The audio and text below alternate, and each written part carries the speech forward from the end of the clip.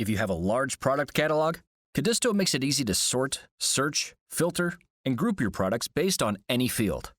First, to sort on any field, simply hover above that field's name and click the arrow to sort in ascending or descending order.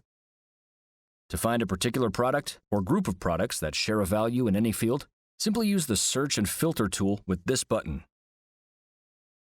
Columns with an active filter can be identified by this orange Filter button. Active filters are also listed here in the bottom left-hand corner. In this example, we want to find shoes in our product catalog. We have a few options. We could search and filter on the collection field and select shoes. Now we have filtered to display only products in the shoes collection. But maybe we have shoes that are listed in the sports collection. So we clear the filter and try the name field. We enter shoes. And now we have filtered for any products with the word shoe in their title. Maybe now we only want to view shoes in the sports collection.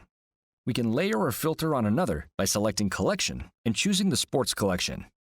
We now have a filtered list of all shoes in the Sports collection, which we can sort, select individually, or select in bulk.